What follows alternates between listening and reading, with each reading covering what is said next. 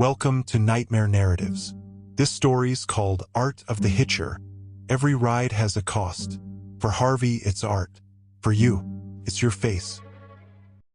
He was jolted back to reality when a truck driver, with an urgent wave and a quick signal, indicated that he was pulling over to the side of the road.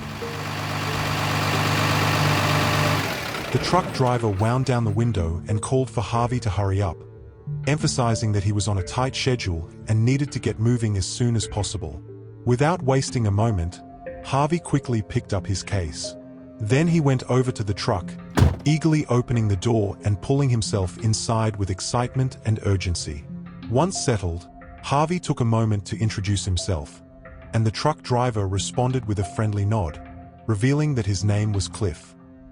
Cliff was a rugged, no-nonsense truck driver in his late 40s, characterized by his weathered hands and a sun-kissed face that bore the marks of countless long days spent on the road. He was built like a linebacker, embodying the physicality of someone who had spent years navigating the challenges of his profession. His truck, a well-maintained rig equipped specifically for hauling sheep across vast distances, was not just a vehicle to him. It was a source of pride and a testament to his dedication to his work. Cliff had a deep love for the open road, an affection that was paralleled only by his soft spot for animals. He treated the sheep he transported with utmost care and respect, often talking to them during long hauls as if they were companions, finding comfort in their presence amidst the solitude of the highway. Despite his tough exterior, which might intimidate some, Cliff had a warm heart and an excellent sense of humor. He frequently shared colorful tales of his adventures with fellow truckers at rest stops, providing entertainment and camaraderie to those who crossed his path. When Cliff wasn't on the road, he cherished time on his small farm, where he raised a few sheep of his own, nurturing them with the same love and attention he gave to those he transported. He often dreamed of one day settling down, seeking a balance between his passion for trucking and his desire for farming. But for now, he relished the exhilarating freedom that the open highway provided him, a life filled with endless possibilities and adventures waiting to unfold. He asked Harvey where he was going, and Harvey replied that he was headed for Queensland. He didn't care how far the driver took him as long as he was making progress toward his destination. Cliff then explained that he needed to drop off a load of sheep at Davidson Farm, located near Burke, a stop that would manage to get Harvey a fair way closer to his intended destination. He then reflected on his aspirations from the past, admitting that he had always fancied himself as a truck driver. Due to his passion for long-distance driving, Harley was once considering a profession in truck driving before becoming a veterinarian. However, the reality was that he had never actually driven one before, so he asked Cliff all about the intricacies of operating such a large vehicle, candidly admitting that he didn't even know the first thing about how to start a truck.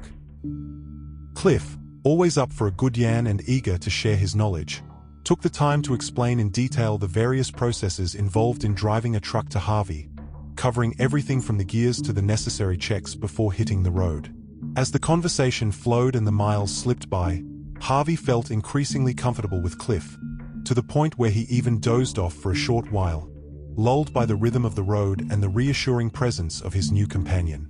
At one point, Cliff shared a personal detail that surprised Harvey.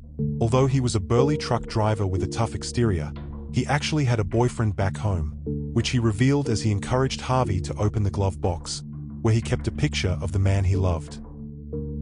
As they continued their journey along the open road, it must have been quite a long way down the highway when Cliff casually mentioned that at the next truck stop, they would pull over to grab something to eat. A suggestion that instantly made Harvey's stomach growl with anticipation, as he realized that he was, in fact, growing quite hungry himself after hours of travel. This road trip was turning out to be surprisingly enjoyable. Harvey felt so much at ease in Cliff's company, and the camaraderie they had developed made the miles fly by. When they finally pulled into the truck stop, both men eagerly ordered schnitzel and chips for dinner, savoring the hearty meal as they exchanged stories and laughter. After finishing their meal, Cliff announced with a grin that he needed to drop the kids off at the pool, a phrase completely unfamiliar to Harvey, who had never heard this expression before and wasn't entirely sure what Cliff meant by it. Noticing Harvey's puzzled expression, Cliff laughed heartily and explained that it was just a cheeky way of saying he needed to take care of a number 2 in the loo. With a slight chuckle, Harvey acknowledged that he understood, though he couldn't help but think that this was a rather amusing way to put it. As he pondered their conversation, an idea began to take shape in Harvey's mind. This could be his chance to experience life as a truck driver. With that thought lingering, he waited a few minutes, his excitement building, before entering the restrooms after Cliff. He grabbed his trusty medical bag, drawing up his syringe as he prepared for the task ahead. Standing at the cubicle door, Harvey patiently waited for Cliff to exit, anticipation coursing through him, eager to see where this unexpected event would lead. Just as he was lost in thought, Cliff opened the door to exit, and to both their surprise, he found Harvey standing right there in front of him, ready for whatever came next. "I really should go too," said Harvey, a sense of urgency in his voice as he jabbed the syringe into Cliff's stomach and pressed down on the trigger with deliberate force. Cliff glanced down in shock at the needle embedded in his flesh, his eyes widening in disbelief. With a sudden shove, Harvey pushed him backwards into the cramped confines of the cubicle, the metal door creaking ominously as it swung shut behind him.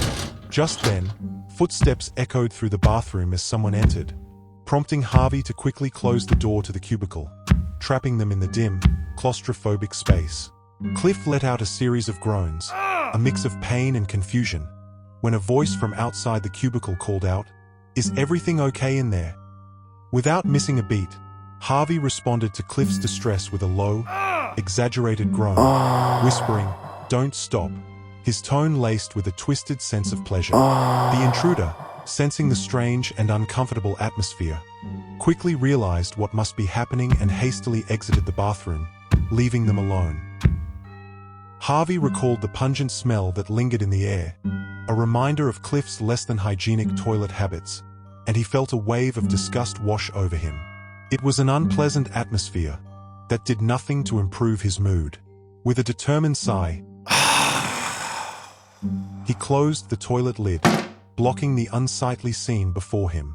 He began to rummage through Cliff's pockets, searching for his wallet and keys, his fingers brushing against the worn fabric of the pants. To his surprise, he found a crumpled pack of cigarettes and a lighter, which he swiftly added to his medical bag, feeling satisfied with his small haul. As soon as the intruder had hastily exited the bathroom, clearly uncomfortable with the situation unfolding in the cubicle, Harvey took the opportunity to collect his medical bag and position it strategically within the cramped space. He pondered where to set down his latest creation, and the idea struck him. The toilet lid would serve as the perfect canvas for his masterpiece. Always meticulous, he donned gloves before beginning his work, ensuring he maintained a sterile environment despite the chaos surrounding him. He tore off pieces of toilet paper, screwing them up into small balls and arranging them in a circle on the toilet lid, carefully crafting the outline of a face. With each piece, he envisioned the expression he wanted to convey, lost in the strange creativity of the moment, the confines of the cubicle fading away as he focused on his art.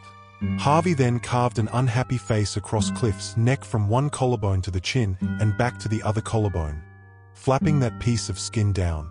He then removed the lips and placed them on the toilet lid, then used his finger to draw an unhappy smile on the face under the lips. He suddenly realized this was what these images were. Creative macabre, smiley faces. But this one had an unhappy smile. He removed Cliff's eyes and placed them onto the face, drawing some evil-looking eyebrows with the blood. Due to the smell, he cut off Cliff's nose and stuffed each nostril with toilet paper before placing it onto his masterpiece. He wiped his surgical tools with toilet paper, carefully cleaned them with an alcohol wipe and returned them to his bag. He then shimmied under the toilet door to get out, leaving the cubicle locked with Cliff inside. Harvey returned to the truck, his mind racing as he recalled Cliff's instructions about starting the engine. This was no ordinary vehicle. It was a big rig, towering and cumbersome, and he found it quite challenging to maneuver in the confined space of the parking lot. After a moment of hesitation, he took a deep breath and focused, finally managing to get the massive truck out onto the open road. feeling a sense of accomplishment as the engine roared to life beneath him. He remembered that he had obtained a strip map from the service station earlier, a crucial tool for his journey. Harvey rummaged through his trusty bag until he found it crumpled at the bottom. Unfolding the map with a determined flick of his wrist, he spread it across the dashboard, the faint smell of paper mixing with the scent of the truck's interior. Next, Harvey opened the glove compartment, hoping to find the delivery dockets that Cliff had left behind. After sorting through various items, he found the location of the sheep station. Harvey's resolve solidified. He could not risk anything happening to those poor sheep. He knew it was his responsibility to deliver them safely to their destination, and he felt an unexpected sense of duty swell within him. With renewed determination, he set off toward the sheep station, the road stretching ahead like an endless ribbon under the darkening sky. When he was near the station, the moon hung low and cast a silvery glow across the landscape. Realizing he was tired from the drive, he decided to pull over at a truck stop on the side of the road. There, he nestled into the cab, the bed surprisingly comfortable, and prepared to catch some much-needed sleep. He had always been good at grabbing a few hours of rest, often finding that he didn't sleep for more than 4 hours anyway. He closed his eyes and let exhaustion wash over him.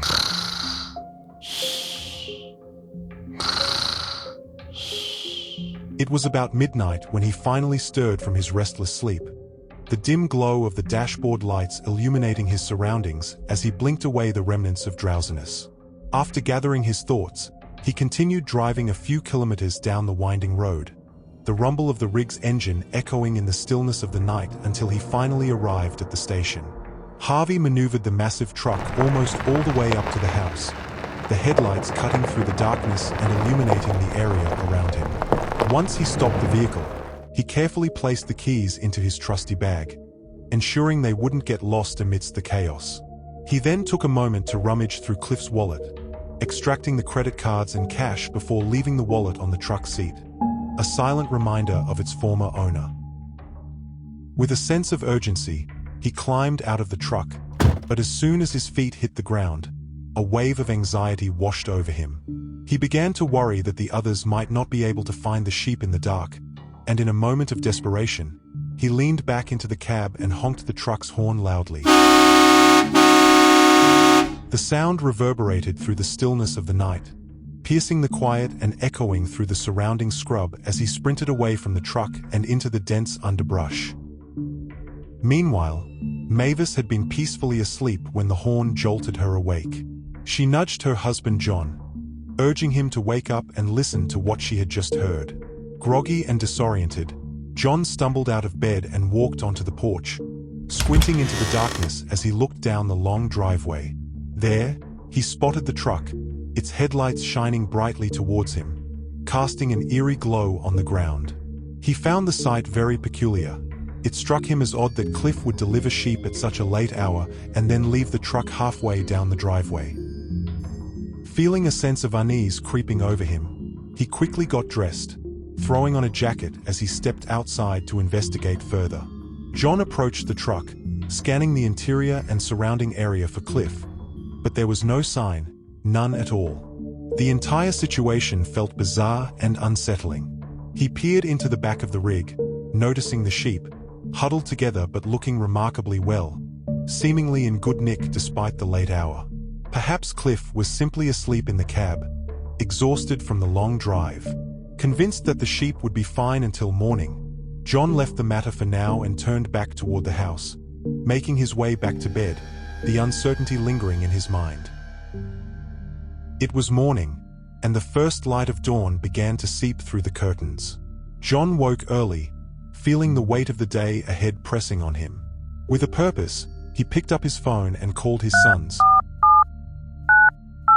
asking them to come over and help unload the sheep, knowing that teamwork would make the task move smoothly.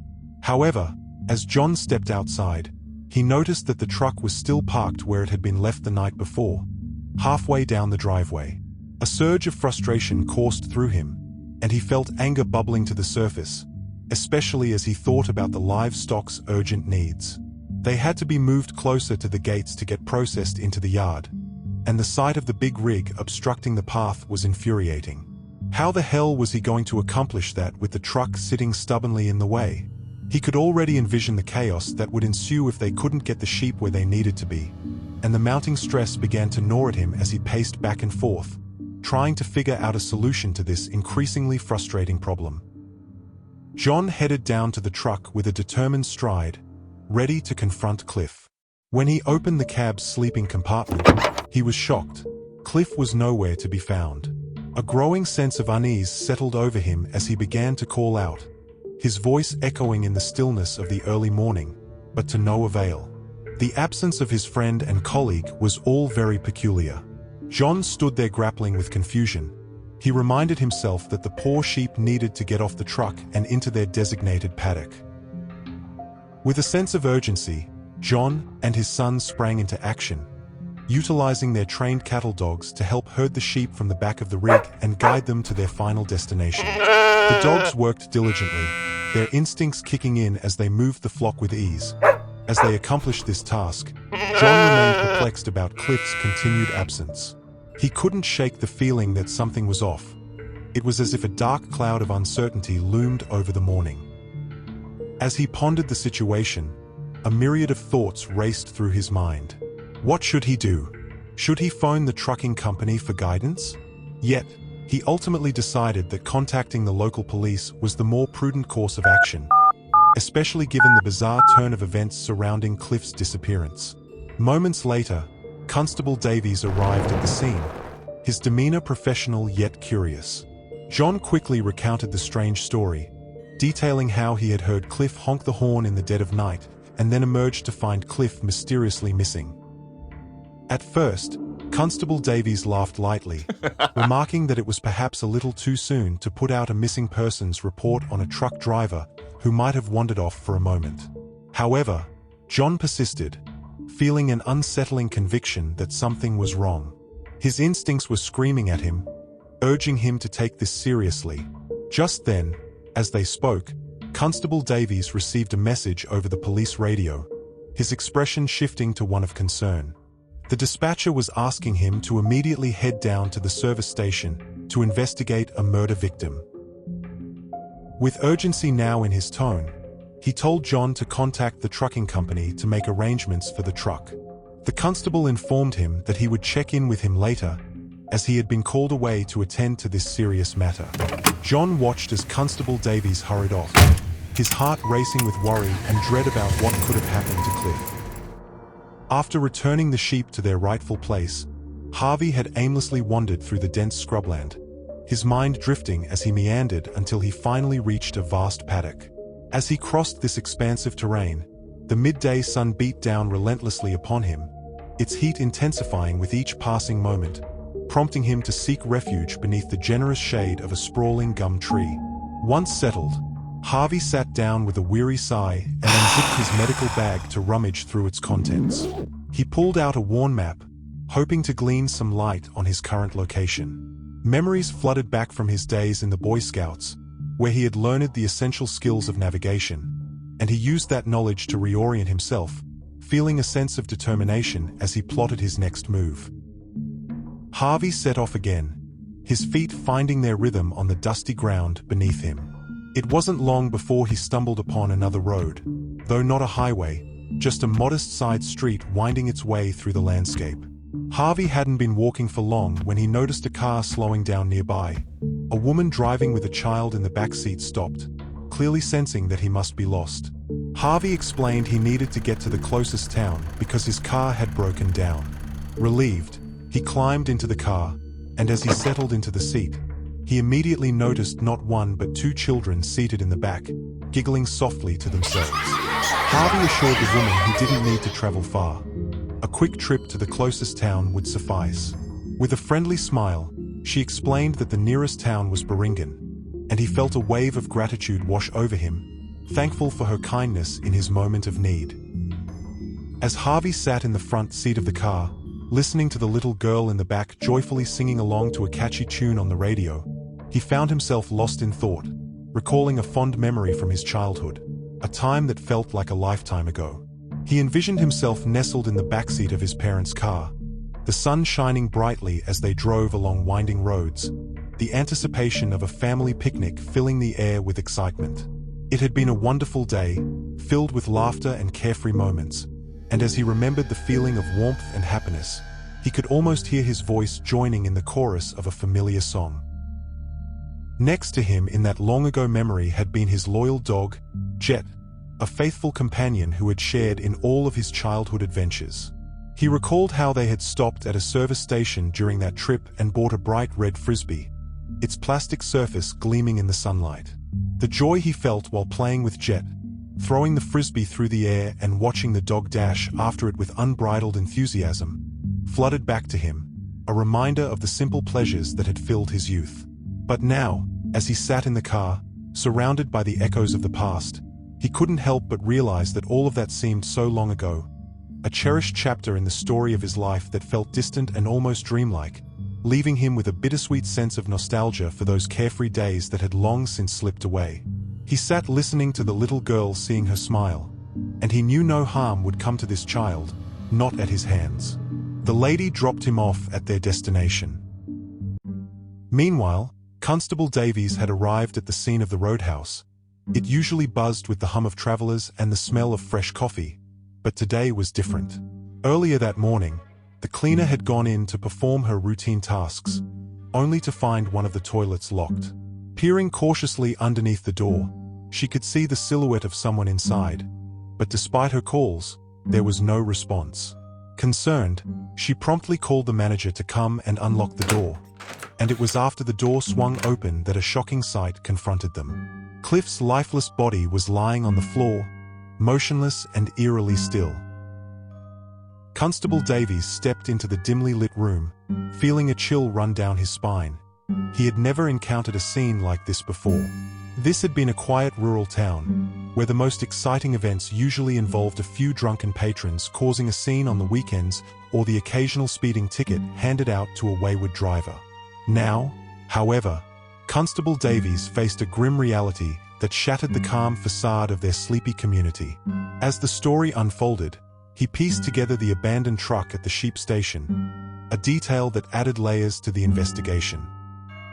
Now, with a heavy heart and a sense of duty weighing on him, he faced the uncomfortable task of informing Cliff's partner of his untimely passing, a conversation he knew would be excruciatingly painful.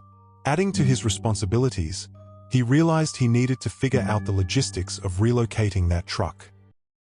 Ensuring that the truck was handled with the consideration and delicacy required by the investigation. The gravity of the day settled upon him as he prepared to navigate the delicate task ahead, knowing that the tranquility of their town was forever changed. Harvey had walked a considerable distance throughout the day, his legs weary and aching, so he booked into a modest motel to spend the night, seeking much-needed rest and a chance to recharge. However, despite the comfort of a warm bed and the promise of a good night's sleep, he was restless. Until recently, Harvey had managed to suppress the haunting memories of his father, keeping the darker moments buried deep within his mind. However, following the death of his mother and then Jet, Harvey's father turned to alcohol as a coping mechanism, and the drinking escalated dramatically over time, spiraling out of control. On many restless nights, Harvey would lie in bed, listening to the sounds of his father's sorrowful cries echoing through the house, a poignant reminder of the pain that had enveloped their lives. When his father had consumed too much, he would often become aggressive, lashing out verbally at Harvey, picking apart everything he did with harsh criticism and biting remarks. Although his father was not physically abusive, the verbal assaults cut deeply, leaving scars that Harvey carried with him. One particularly harrowing night, unable to bear the weight of his father's incessant yelling, especially after having gotten into trouble at school, Harvey found himself yearning for relief, longing for peace, if only for a single night. In a moment of desperation, he noticed the medicine cabinet still held some sedative drops that had once been used to help his mother relax during her illness. Remembering how those drops had provided her with a sense of calm, he contemplated using them to help his father find some semblance of tranquility amidst the chaos. With determination and apprehension, Harvey took the small bottle down from the shelf and carefully tipped several drops into his father's drink, hoping that it would bring about the soothing effect he so desperately desired. His father, in his inebriated state, drank it without a second thought, and while that night was indeed quieter with his father slumped asleep on the couch, it was quiet that carried a heavy weight. The following morning, as the sunlight streamed through the window and filled the room with an almost blinding brightness, Harvey awoke with a sense of dread gnawing at his insides. He went to rouse his father, but despite his efforts, he couldn't wake him. The grim reality sank in as he realized that his father had drifted off into an eternal sleep, slipping away from this world without a sound, leaving Harvey to grapple with the profound and heartbreaking consequences of his desperate actions. Harvey had no idea that, unbeknownst to him, his father had been seeing a counselor since the death of his mother, a decision that had been made to cope with the overwhelming grief that had taken hold of him. In those private sessions, his father had revealed his darkest thoughts to the counselor, confiding that he had been struggling with suicidal ideation, feeling trapped in a cycle of despair that he could not escape. So, when the police were called to the house following that fateful morning, the circumstances surrounding his father's death were quickly assessed, and it was tragically deemed a suicide, leaving Harvey to grapple with the devastating implications of that conclusion. In the aftermath, Harvey's grandfather offered to take him in, extending a lifeline during a tumultuous time. His grandfather was a large, imposing man with a distinctive, pungent odor that seemed to linger around him, a blend of sweat and whiskey that was hard to ignore. Despite his rough exterior, he possessed a good sense of humor that occasionally shone through, providing fleeting moments of levity. However, unlike Harvey's father, his grandfather had a volatile temperament, and when he drank, which was often, his demeanor could turn dark and aggressive. A punch to the stomach for any perceived wrongdoing was not uncommon. Harvey quickly learned to navigate the unpredictable waters of his grandfather's temper, always on guard for the next outburst. Harvey lived with his grandfather for several years, enduring the challenges and difficulties that came with that environment, until he was finally old enough to go to university, at which point he eagerly moved onto campus, yearning for independence and a chance to escape the painful legacy of his past. Throughout it all, Harvey had made a conscious choice to avoid alcohol entirely. The thought of drinking filled him with dread, as he couldn't bear the idea of losing control over his emotions. He needed to remain steadfast and grounded, determined to steer clear of the tumultuous patterns that had so deeply affected his family, striving to forge a path for himself that was shaped by resilience and self-control. Harvey couldn't shake the lingering thought that he wished the last person he encountered hadn't had children in the car, as their presence had prevented him from taking the car and continuing to travel.